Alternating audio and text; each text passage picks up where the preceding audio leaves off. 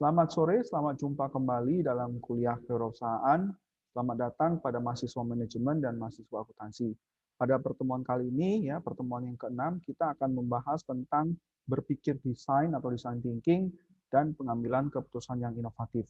Pertemuan minggu lalu kita telah membahas tentang bagaimana membuat ide yang inovatif dan kreatif menjadi suatu peluang bisnis. Oke. Nah, pertemuan kali ini kita akan berpikir desain atau design thinking dan pengambilan keputusan yang inovatif. Nah, dalam kehidupan kita sehari-hari ya, kita tentu pernah membuat keputusan ya. Keputusan yang kita ambil itu mulai dari yang keputusan yang biasa sampai keputusan yang terkait dengan pekerjaan, tentang bisnis, keputusan hidup ya. Dan itu tentu harus mempertimbangkan banyak aspek sebelum diambil. Oleh karena itu, untuk bisa membuat suatu keputusan, tentu kita harus banyak informasi, harus banyak data, sehingga kita bisa dapat mengambil suatu keputusan yang tepat atau right decision.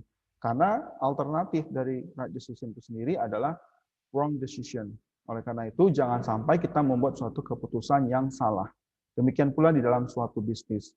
Harapannya, ya sebagai pemimpin bisnis, kita harus bisa membuat suatu keputusan yang tepat atau right decision. Okay. Nah, making right decision in any organizational level is one of the essential elements of efficient business. Ya, artinya dalam suatu bisnis yang efisien, ya pengambilan keputusan itu menjadi satu elemen yang penting dalam organisasi. Nah, ini ada satu contoh video, tapi ini lebih ke arah kehidupan ya, kehidupan manusia ya dalam suatu pengambilan keputusan. Silakan ditonton sebentar. เกมเยี่ยมเลย เอาเนี่ยพี่ซื้อให้ใครครับ ให้ลูก กี่ขวบแล้วครับ อีก 7 ปีพี่ค่อยมารับ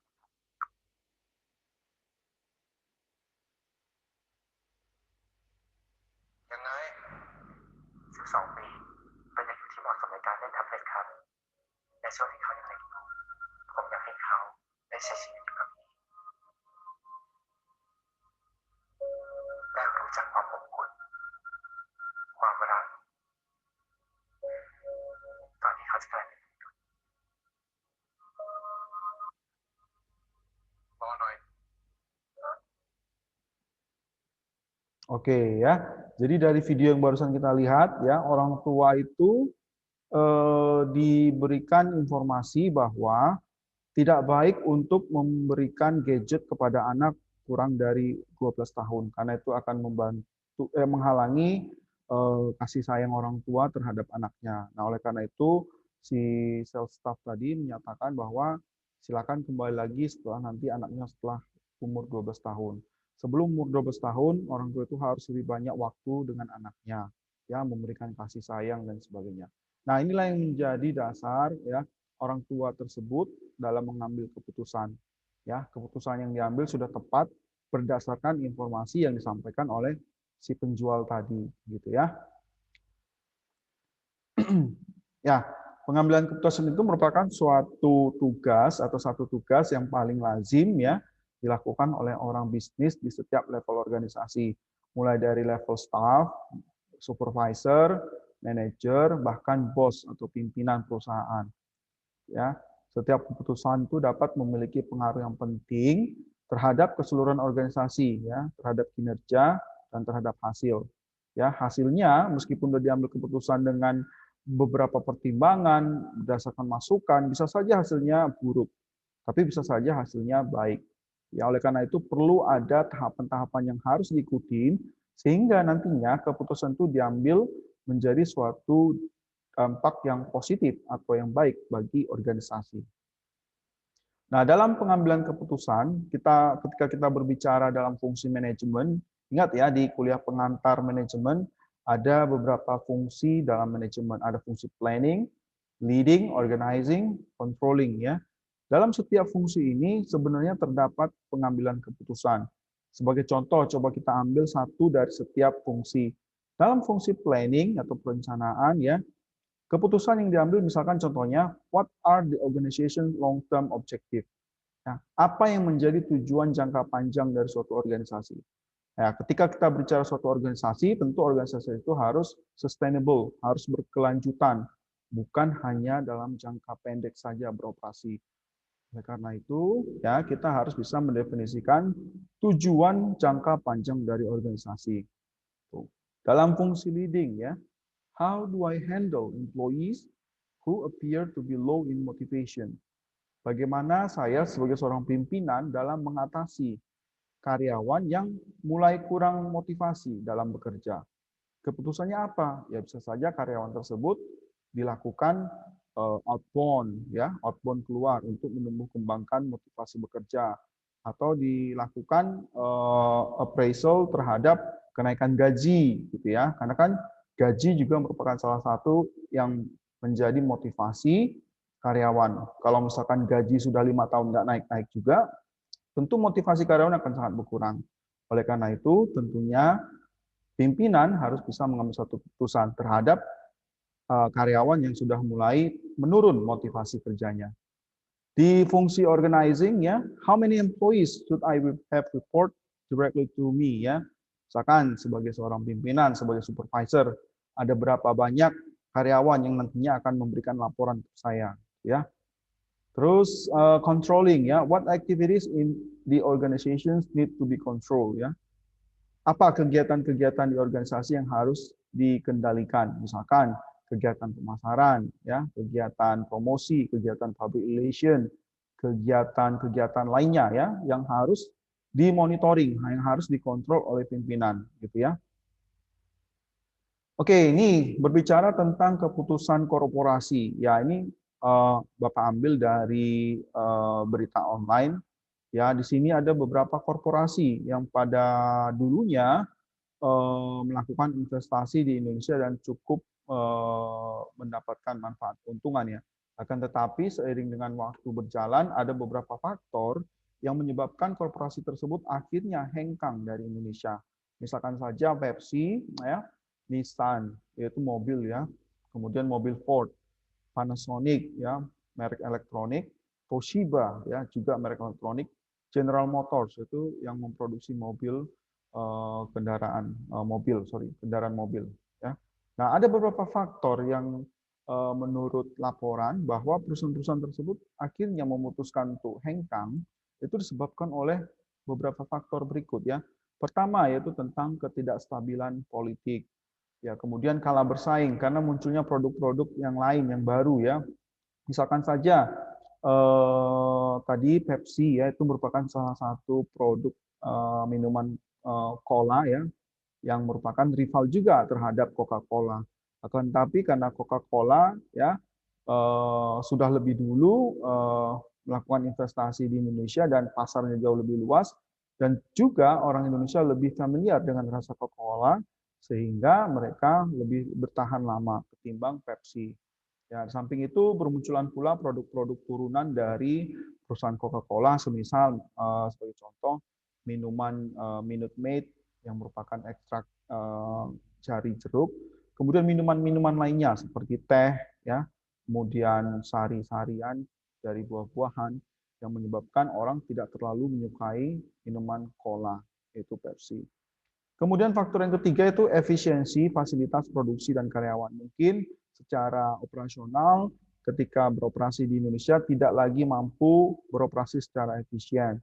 Demikian pula dari sisi produktivitas karyawan, ya. Karyawannya mungkin tidak terlalu produktif sehingga mereka akhirnya memutuskan untuk hengkang dari Indonesia. Kemudian kontrak kerja sama komersil berakhir, ya. Biasanya kalau perusahaan yang melakukan investasi di Indonesia itu ada kontrak kerjanya. Berapa lama investasi Indonesia. Setelah itu mereka akan meninggalkan Indonesia dan beralih ke negara lain yang tentunya, ya, faktor yang lain yang menjadi pertimbangan adalah mungkin biaya buruhnya menjadi lebih murah, ya. Lalu selanjutnya biaya produksi semakin mahal, ini disebabkan mungkin karena sulitnya mencari bahan baku, ya. Kemudian krisis global ini nggak bisa kita hindari, mau nggak mau, ya, banyak perusahaan, baik perusahaan kecil, perusahaan besar maupun perusahaan yang multinasional pun pada akhirnya kolaps atau tutup, ya. Oke, so pertanyaan dari saya, dari Bapak, ya. So how do you make your decision? Bagaimana Anda biasanya mengambil satu keputusan, ya. Nah, langkah-langkah dalam pengambilan keputusan, ya, dalam istilahnya dalam bahasa Inggris Bapak bacakan, ya. So in general, the decision-making process includes identifying and defining a problem. Ya. Jadi di sini ada satu tahapan pertama terlebih dahulu, kita harus identifikasi terlebih dahulu apa yang menjadi masalah. Ya. Kemudian collecting and analyzing data, kita kumpulkan, kemudian kita analisis data yang ada pada kita. Nah, setelah itu building and finding alternative solutions, and finally ya kita harus cari apa yang menjadi solusi alternatif, dan pada akhirnya evaluating alternatives and selecting one of them. Ya, jadi kalau misalkan ada beberapa alternatif yang menjadi solusi, kemudian kita pilih mana yang menjadi alternatif yang menjadi solusi yang terbaik. Ya, ini merupakan statement yang disampaikan oleh Appleton and Levy tahun 1985. Jadi ini merupakan langkah-langkah yang paling sederhana, paling basic yang harus diikuti dalam pengambilan keputusan.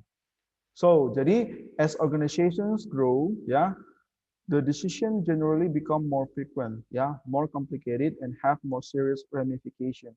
Artinya apa? Artinya semakin perusahaan itu bertumbuh, semakin besar perusahaan tersebut, semakin sering perusahaan harus mengambil keputusan dan semakin kompleks keputusan yang harus diambil. Oleh karena itu, perusahaan itu harus betul-betul berhati-hati dalam setiap pengambilan keputusan. Ya. Oke, nah ini ada business leaders decision making. Ya. Apa aja itu tentang business leaders decision making? Yang pertama yaitu melakukan seleksi terhadap karyawan dan menempatkannya di posisi yang tepat. Nah, ini biasanya pimpinan-pimpinan yang bekerja di bidang HRD dalam pengambilan keputusan, mereka tuh harus mampu menempatkan karyawan di posisi yang tepat, ya. Artinya dalam bahasa Inggris kalau misalkan kalian pernah dengar yaitu the right man in the right place, ya. Artinya karyawan yang punya kompetensi yang bagus harus ditempatkan di posisi yang tepat. Jangan sampai karyawan yang tidak memiliki kompetensi ditempatkan di posisi yang strategis, ya. Lalu meningkatkan kolaborasi dan kemitraan secara efektif. Ya, sebagai pimpinan organisasi tentu kita harus selalu melakukan kemitraan, kolaborasi dengan mitra-mitra lain yang mendukung lini bisnis kita. Jangan sampai kita merasa pede, terlalu berani, merasa bisa sendiri, ya, sehingga kita sendiri akhirnya tereliminasi dari pasar. Nah, oleh karena itu kita perlu untuk lakukan kolaborasi, kemitraan dengan mitra-mitra yang sejalan dengan visi misi organisasi kita. Ke internal, apa yang harus dilakukan? Decision making apa yang harus dilakukan sebagai pemimpin bisnis? Yaitu memotivasi tim atau karyawan yang stagnan atau menurun. Seperti tadi Bapak sampaikan, ya kita sebagai pimpinan juga harus mampu melihat karyawan mana yang sudah mulai menurun motivasi kerjanya, karyawan mana yang sudah mulai letoy atau mulai tak semangat, ya. Oleh karena itu kita harus bisa memberikan motivasi, ya, terhadap karyawan kita. Terus yang terakhir yaitu mencari solusi atau penyelesaian agar terlepas dari kebuntuan. Oleh karena itu, pemimpin bisnis atau business leaders itu harus mampu berpikir terus secara inovatif dan harus berpikir secara kreatif. Sehingga harus bisa untuk mendapatkan solusi-solusi terhadap masalah yang terjadi supaya terhindar dari kebuntuan, ya. Nah, ini ada satu contoh kasus keputusan bisnis yang buruk dan bisa saja dibilang yang terburuk. Mungkin kalian pernah dengar ya perusahaan Kodak, ya, perusahaan yang bergerak di bidang kamera, ya. Nah, di sini ada ceritanya. Ya, Kodak sebenarnya telah mengembangkan kamera digitalnya sejak tahun 1975 karena melihat tren dunia yang akan beralih ke kamera digital. Jadi Kodak ini perusahaan yang bergerak di bidang kamera, tapi pada waktu itu mereka masih menggunakan film, ya, yang hitam putih. Oke, namun kala itu Kodak tak bersungguh-sungguh dalam investasinya karena takut melemahkan penjualan kamera filmnya. Ya, mereka kuat, ya, di dalam kamera film. Dan akhirnya terlambat, ya, saat kondisi kamera film sudah mulai ditinggalkan, dua pesaingnya yaitu Fuji dan Sony telah terlebih dahulu siap masuk ke pasar dengan kamera digital. Ya, ini dia persaingan dalam industri kamera. Ya, Kodak sebenarnya lebih dahulu melakukan penelitian untuk pengembangan kamera digital, akan tetapi rivalnya Fuji dan Sony ternyata lebih dahulu dalam meluncurkan produk kamera digital. Sehingga Kodak pada akhirnya apa? Munculnya ponsel dan smartphone yang bisa untuk memotret makin melemahkan posisi penjualan film dari Kodak. Ya, Kodak masih tetap berusaha untuk berada di pasar kamera. Akan tetapi setelah Fuji dan Sony mengeluarkan kamera digital, plus juga ada smartphone yang bisa melakukan pemotretan secara digital, Kodak semakin kelabakan. Akhirnya Kodak sendiri ya apa dikasih itu katanya kemerosotan penjualan yang semakin tajam, ya sehingga membuat Kodak tak berdaya dan akhirnya mengajukan kebangkrutan pada tahun 2011.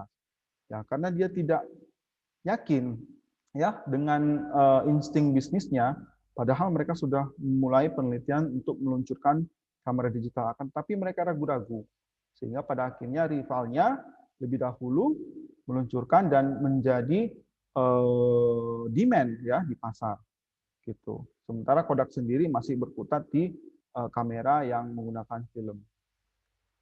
Oke, Joe. So, jadi many business leaders are not good decision makers. Artinya, banyak juga pemimpin bisnis yang bukan pengambil keputusan yang baik, gitu ya. Kenapa? Sebagai contoh tadi Kodak ya. Contohnya apa?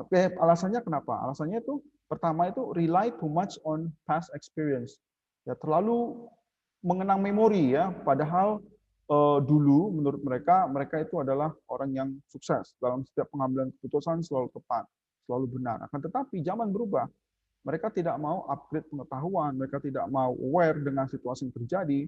Akhirnya mereka selalu mengenang memori bahwa mereka itu selalu berhasil di masa lampau. Mereka tidak melihat kondisi yang saat ini, ya. Yang kedua itu addicted to corporate politics. Ya, ini nggak bisa dihindari ya apabila dalam suatu organisasi ada politics ya, tentu ya agak sulit dalam mengambil satu keputusan bisnis yang tepat ya.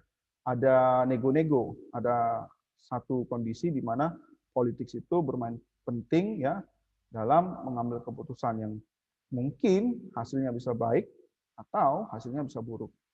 Lalu penyebab yang selanjutnya yaitu lack clarity of purpose. Ya nggak tahu ya tujuannya itu apa. Secara jelas organisasi itu mau seperti apa. Ya, jadi pemimpinnya itu harus bisa mendefinisikan tujuan yang jelas. Kalau tujuannya nggak jelas, ya gimana mau ngambil satu keputusan yang tepat untuk masa depan, untuk kemajuan suatu organisasi. Kemudian mismanage resources, ya ketidaktepatan ya dalam mengelola resources. Di dalam suatu organisasi tentu ada resources ya, ada financial resources, ada human resources, kemudian ada aset dan sebagainya. Nah, apabila orang-orang yang berada di organisasi tidak mampu untuk mengelola resources ini dengan baik, nah tentu lambat laun ya resources itu akan menjadi sia-sia gitu ya.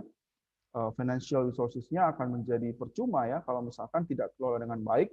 Tujuannya untuk apa ya? Ya tentu akan menyebabkan banyak biaya yang terbuang percuma. Demikian juga SDM. Apabila dalam suatu organisasi memiliki SDM yang secara hasil kualifikasi ya cukup pintar, akan tetapi tidak mampu dikelola, tidak mampu diekstrak kemampuannya untuk menghasilkan output atau outcome yang terbaik, ya tentu SDM pintar tersebut akan sia-sia berada di organisasi tersebut, gitu ya. Lalu lanjut, don't see the opportunity ya, tidak mampu melihat peluang. Peluang sekarang itu banyak sekali, tinggal kita mau saja melakukan benchmarking, tinggal kita mau membaca, tinggal kita mau melihat berita dan sebagainya. Dan tapi terkadang orang-orang yang istilahnya tidak mau terbuka dengan situasi yang terjadi saat ini yang istilahnya sedang happening, ya tentu dia tidak akan mampu melihat peluang ya.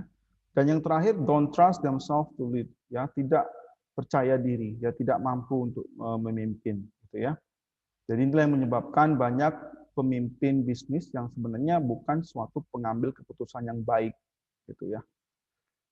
Oke, lalu bagaimana proses pengambilan keputusan ya supaya bisa hasilnya itu menjadi suatu good decision making ya, keputusan yang bagus ya. Pertama itu harus mengikuti intuisi, ya yang kedua itu dengan pengalaman ya, ketiga dengan fakta, yang keempat wewenang, dan yang kelima itu dengan rasional. Kita lihat satu persatu.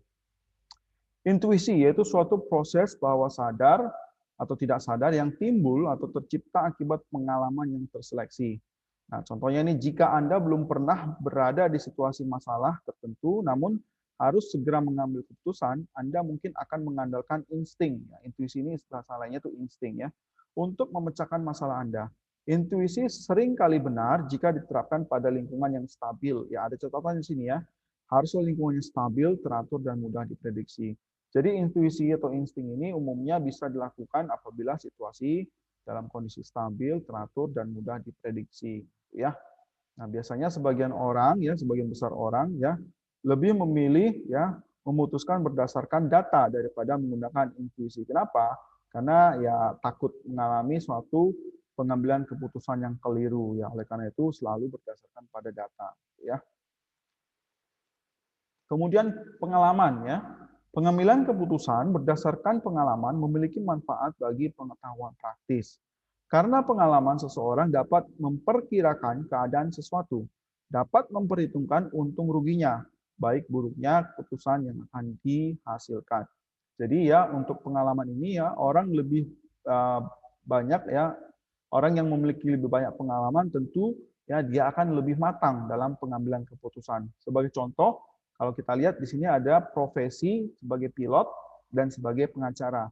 Sebagai contoh di sini Bapak jelaskan ya, apabila pilot tersebut ya sudah memiliki jam terbang mungkin setelah 10.000 jam terbang, ya 10.000 jam terbang, kemudian ya ketika dia mengalami suatu turbulensi di udara atau di langit ya dengan ketinggian sekian, ya berdasarkan pengalaman-pengalaman sebelumnya ya tentu dia akan sangat gampang, sangat mudah untuk mengambil satu keputusan apakah pesawat tersebut harus naik lagi lebih tinggi untuk menghindari turbulensi atau apakah turun sedikit ya gitu. Jadi berdasarkan pengalaman-pengalaman jam terbangnya sebelum-sebelumnya seorang pilot itu akan sangat mudah ketika dia menghadapi turbulensi atau cuaca buruk di udara. Nah, demikian pula juga dengan pengacara ya.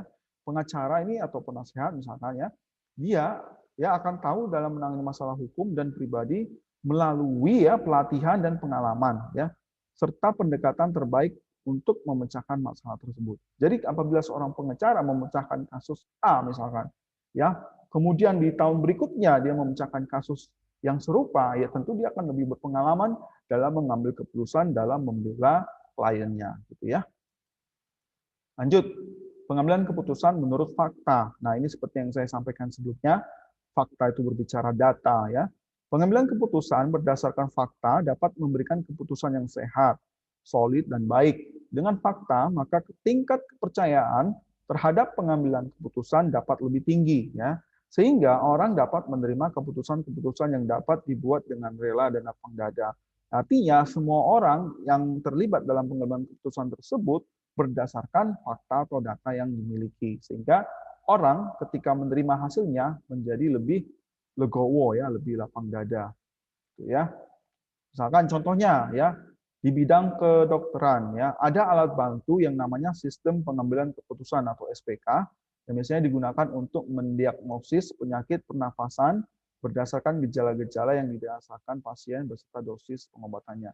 Jadi seorang dokter ya dengan menggunakan tools ya, namanya toolsnya itu SPK, sistem pengambilan keputusan. Ya ini alat yang sebenarnya digunakan berdasarkan fakta-fakta, berdasarkan data-data dari pasien itu sendiri. Ya ini sebagai alat yang digunakan untuk membantu dokter untuk mengambil keputusan.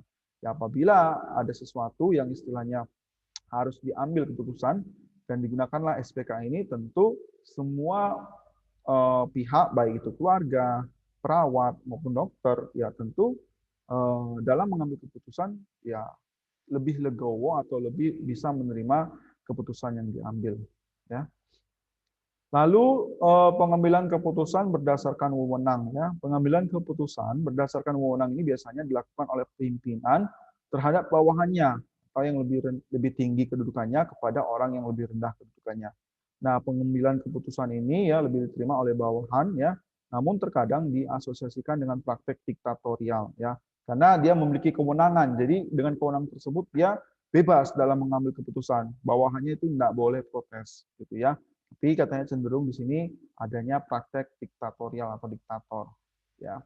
Ya, ini tergantung ya relatif sepanjang keputusan itu baik ya tentu ya bermanfaat bagi organisasi untuk kemajuan organisasi. Tapi apabila keputusan itu diambil dengan rasa emosional ya, tidak berdasarkan fakta, asal-asalan, tentu itu akan merugikan banyak pihak ya. bukan hanya bawahan, tapi juga organisasi ke depannya. Oke, ini contohnya ya, Bapak ambil contoh dari Taiwan ya. Nah, ini Presiden Taiwan Tsai Ing-wen ya mengumumkan New Southbound Policy sebagai salah satu kebijakan luar negeri Taiwan. Nah, kebijakan tersebut adalah salah satu strategi perdagangan dan investasi Taiwan yang bekerja sama dengan 18 negara yang terbagi di kawasan ASEAN, Asia Selatan, Selandia Baru, dan Australia. Uniknya, implementasi kebijakan tersebut tidak hanya terbatas pada isu perdagangan dan investasi saja, melainkan mencakup juga isu kesehatan, pariwisata, budaya, migrasi, pendidikan, dan teknologi. Nah, di samping itu, kebijakan arah selatan yang dikemukakan oleh Presiden Tsai Ing-wen berbeda dengan para pemimpin Taiwan terdahulu, ya. Karena kebijakan ini bertujuan untuk mengurangi ketergantungan ekonomi terhadap Cina secara bertahap. Nah, jadi sebelum Presiden Tsai Ing-wen ini memerintah, Taiwan itu sebelum-sebelumnya selalu berorientasi kebijakannya itu selalu ke Cina, ya apa-apa dikit-dikit Cina, yang menjadi mitra adalah Cina, yang menjadi investor adalah Cina, yang menjadi mitra kita adalah Cina. Jadi ketika Presiden Tsai Ing-wen memerintah dengan kewenangannya sebagai seorang presiden, dia memerintahkan secara tegas bahwa kita mulai bertahap memutuskan atau mengurangi ketergantungan dengan Cina. Kita mulai beralih ke negara selatan seperti ASEAN, ya termasuk Indonesia, Filipina, Thailand, Vietnam, Australia, Selandia Baru, dan sebagainya. Nah, ini adalah contoh pengambilan keputusan ya terkait dengan kebijakan suatu negara ya yang istilahnya dengan wewenang yang dimiliki mengambil suatu keputusan, kita beralih, kita mulai mengurangi kerjasama tergantungan dengan Cina, tapi kita mulai beralih ke negara selatan. Ya. Nah, rasional ya. Rasional itu suatu proses pengambilan keputusan yang berdasarkan rasional ya. Keputusan yang dihasilkan bersifat objektif, logis, lebih transparan, konsisten untuk memaksimumkan hasil atau nilai dalam batas kendala tertentu. Sehingga dapat dikatakan mendekati kebenaran atau sesuai dengan apa yang diinginkan. Ya, kita lihat contohnya. Misalkan ya, contohnya ini adalah proses pengambilan keputusan dengan metode rasional, yaitu misalkan dengan menggunakan analisis SWOT ya, SWOT analisis tentu kalian sudah pernah dengar ya. Kemudian cause and effect analysis, ya value chain analysis dan sebagainya. Jadi ada tools yang digunakan yang lebih rasional, ya misalkan kita jabarkan dulu apa yang menjadi strength, apa yang menjadi weakness, apa yang menjadi opportunities, apa yang menjadi threats. Dari SWOT analysis ini kemudian diambillah satu keputusan yang sifatnya rasional, yaitu keputusan yang berbasis pada rasio, gitu ya, rasional. Sorry. Oke, ya. Jadi setelah kita mempelajari tahapan-tahapan dalam pengambilan keputusan, ya seorang pemimpin bisnis juga harus bisa memiliki kemampuan pengambilan keputusan yang inovatif. Apa itu ya? Yaitu suatu proses bagaimana ya berpikir secara kreatif dan inovatif ya yang diimplementasikan untuk mengambil keputusan ya dan pemecahan masalah. Bagaimana pengambilan keputusan yang inovatif itu? Ya tentu seorang pemimpin harus berusaha berpikir think out of the box, ya thinking outside the box ya. Thinking outside the box ini it is to think differently ya. Artinya harus bisa berpikir yang berbeda, unconventionally ya, di luar dari tradisional, artinya lebih modern, or from a new perspective atau dengan perspektif baru ya. Jadi berpikir dengan perspektif baru. Okay, so this phrase often refers to novel or creative thinking. Jadi istilah ini ya itu biasanya mengacu kepada sesuatu yang novel. Novel itu artinya baru, yang belum pernah ditemukan, atau yang sesuatu yang terkait dengan berpikir secara kreatif, gitu ya. Lalu bagaimana berpikir secara kreatif itu ya? Ya, pertama di situ ditekankan katanya ya harus bisa selalu always be willing to ask why. Harus selalu menanamkan dalam pemikiran itu why, apa yang menjadi why gitu ya. Pertama misalkan kenapa ya harus begini, kenapa harus begitu. Ya, tentu kita harus selalu tanamkan dalam pemikiran kita ya supaya kita bisa menjadi terpacu untuk berpikir secara kreatif gitu ya. Kenapa kuliah di Universitas Karangturi? Ya, kenapa mengambil mata kuliah kewirausahaan dan sebagainya. Oke. Lalu yang kedua untuk bisa berpikir out of the box ya. When in doubt, take a walk. Ya, di sini maksudnya ketika kita ada keraguan, kita coba ya jalan-jalan lah. Nah, minggu lalu kita sudah belajar ya untuk bisa menjadi lebih kreatif ya kita harus perbanyak traveling misalkan salah satunya. Kenapa? Karena traveling itu kita bertemu dengan orang lain, kita belajar budaya, Atau misalkan untuk menjadi lebih kreatif, kita itu harus mau belajar, misalkan membaca buku yang berbeda, harus bisa bertemu dengan orang yang berbeda ya. Jadi jangan cuma ketemu sesama teman yang dari Semarang ya. Kita harus berani bertemu atau berteman dengan orang-orang dari luar Semarang, misalkan dari Jawa Timur, dari Bali, dari Nusa Tenggara dan sebagainya. Oke, ya selanjutnya itu play games ya. Play games ini artinya bermain permainan-permainan yang bisa mengasah keterampilan berpikir kreatif kita. Ada banyak gitu ya permainan-permainan ya. Pada dasarnya kita terpacu dengan berpikir semakin kreatif apabila kita bermain games yang istilahnya memacu kreativitas kita. Biasanya ini pada sejak anak kecil ya, misalkan contohnya itu bermain Lego, ya, kemudian bermain hal-hal lain yang memicu kreativitas siswa. Kemudian take a new route to work, artinya kita harus bisa mengambil rute yang berbeda-beda. Maksudnya di sini bukan hanya ya kita melalui satu lokasi, melalui satu jalan ya setiap hari. Bisa saja kita mengambil rute yang lain ya untuk bisa mencapai ke satu tujuan kita. Istilah peribahasanya itu banyak jalan menuju ke Roma ya. Artinya kita itu harus bisa kreatif ya bagaimana mencapai Roma dengan berbagai cara gitu ya. Nah, oleh karena itu di sini yang dimaksud adalah take a new route to work ya. Ambil jalur-jalur yang berbeda dalam menuju pekerjaan. Lalu yang terakhir itu learn new things ya. Kita harus mau belajar. Banyak hal baru yang terjadi belakangan ini. Ada istilah revolusi industri 4.0, ada kemudian istilah society 5.0, kemudian ada lagi hal-hal baru yang terkait dengan pandemi ya. Ya, kebanyakan seperti yang kita ketahui yang baru saja terjadi dan sekarang masih terjadi yaitu para pelaku usaha UMKM itu akhirnya memutuskan belajar bagaimana mengkonversi bisnisnya yang dari tradisional menjadi digital ya. Sehingga dengan demikian usaha mereka masih tetap bisa berjalan gitu ya. Nah, tentu mereka seperti yang tadi saya sampaikan harus bisa bermitra, harus bisa menjalin kolaborasi dengan pihak lain sehingga mereka itu bisa tetap berada di dalam area permainan bisnis ya. Demikian. Oke ya, jadi thinking out of the box ya. Nah, ini contoh saja ya. Kita harus bisa mulai mencoba environment yang baru, lingkungan yang baru. Kita harus bisa mulai mencoba untuk hal-hal yang baru, belajar hal-hal yang baru sehingga kita bisa menjadi lebih kreatif dan kita bisa menjadi lebih berpikir yang out of the box, ya. Oke, yang selanjutnya itu ya harus bisa berpikir desain ya, yang sesuai dengan topik kita hari ini yaitu design thinking. Apa itu design thinking? Design thinking itulah bagaimana ya metode untuk membantu kita meningkatkan pertumbuhan perusahaan. Nah, pertumbuhan perusahaan ini nantinya dilihat dari customer ya. Semakin baik kita melayani customer, semakin puas customer, tentu perusahaan itu akan terus bertumbuh. Nah, design thinking atau berpikir desain itu adalah suatu proses untuk memecahkan masalah secara kreatif. Jadi ada masalah dipecahkan dengan cara kreatif. Design thinking ini berfokus pada user, ya artinya customer kita, ya.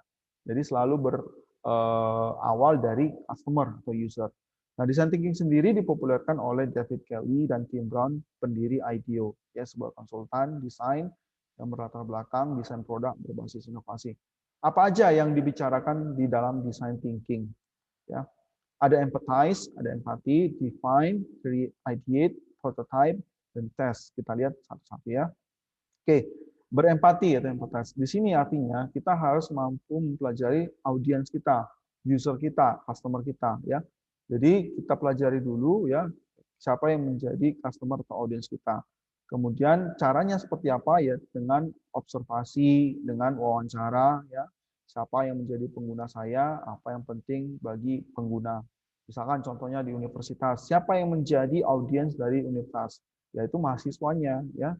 Mahasiswa itu apa yang diinginkan? Ya, kita tanya, kita observasi apa yang diharapkan oleh mereka, apa yang penting bagi mahasiswa.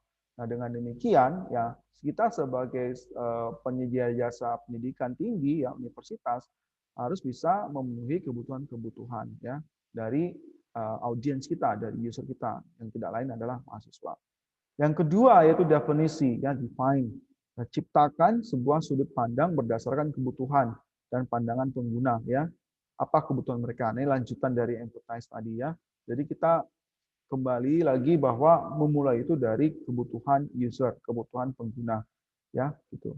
Kemudian ide-ide ya, bertukar pikiran dan keluarkan sebanyak mungkin ide-ide yang untuk solusi kreatif yang mungkin. Mengemukakan ide-ide kreatif meskipun berbeda sangat dianjurkan. Artinya kita sebagai perusahaan, sebagai penyedia jasa, sebagai perusahaan yang memproduksi produk atau barang, kita itu harus dituntut untuk selalu berpikir kreatif. Karena kita tadi sudah dihadapkan pada kebutuhan user. User maunya apa? User pinginnya apa? Ya, oleh karena itu kita sebagai penyedia, kita harus berpikir kreatif bagaimana cara memenuhi kebutuhan mereka tadi. Karena kalau misalkan kita nggak berpikir kreatif, customer akan menuntut. Ya, mereka akan menuntut apa? Mereka akan menuntut dilayani lebih memuaskan lagi. Kalau misalkan pelayanannya hanya seperti hal-hal yang biasa, sudah lazim, ya tentu customer akan tidak puas. Dia akan bisa saja beralih ke pesaing dari perusahaan kita. Karena mereka lebih kreatif, mereka lebih inovatif dalam memberikan pelayanan terhadap dirinya, gitu ya. Oke, tahapan yang berikutnya yaitu prototype. Ya, prototype ini yaitu katanya bangun representasi dari satu atau lebih dari ide yang Anda untuk tunjukkan kepada orang lain. Bagaimana saya dapat menunjukkan ide saya? Ingat, sebuah prototype hanyalah sebuah draft kasar. Artinya di sini ketika kita sudah membuat berbagai alternatif, ya ide-ide yang kreatif dan sebagainya, kemudian kita buat suatu prototype. Ya, kemudian kita tawarkan ya kepada audiens kita, kepada end user kita, apakah ini cocok buat mereka, gitu ya. Jangan ragu untuk membuat prototipe itu dengan mengajak customer atau audiens sebagai co-creator. Artinya mereka ikut terlibat dalam menentukan, dalam menghasilkan solusi dari prototipe yang telah dibuat. Gitu ya. Oke, dan yang terakhir itu adalah uji coba. Ya, bagilah ide prototipe dengan pengguna atau user Anda untuk memperoleh umpan balik. Nah, ini kelanjutan dari prototipe tadi ya, bahwa apa yang sudah kita buat, prototipe yang sudah kita bangun, harus kita sharingkan, harus kita tunjukkan kepada end user atau pengguna, supaya kita langsung segera mendapatkan umpan balik. Gitu ya. Nah, contohnya ya, perusahaan yang gagal yang dalam menerapkan design thinking ini yaitu seperti contoh tadi Kodak, gitu ya. Kemudian juga perusahaan telepon seluler seperti yang mungkin kalian pernah tahu yaitu Nokia. Ya, perusahaan Nokia ini merupakan rajanya ponsel yaitu telepon seluler pada masanya, tapi ya gagal dalam menerapkan design thinking sehingga akhirnya perusahaan rivalnya seperti Samsung, kemudian Apple ya lebih berhasil dan sekarang menguasai pasar, gitu ya. Oke, itu dulu pertemuan kita yang ke-6 terkait dengan design thinking dan pengambilan keputusan inovatif. Bapak ada pengumuman bahwa minggu depan kita itu libur ya, 24 Oktober 2020 itu Hari Sumpah Pemuda. Dan minggu depan kita akan manfaatkan, kita akan gunakan untuk mulai mengerjakan tugas pengganti UTS ya.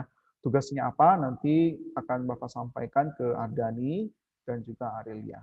Oke, baik, demikian pertemuan kita yang ke-6 dalam kuliah Khurasan. Sampai jumpa dan terima kasih.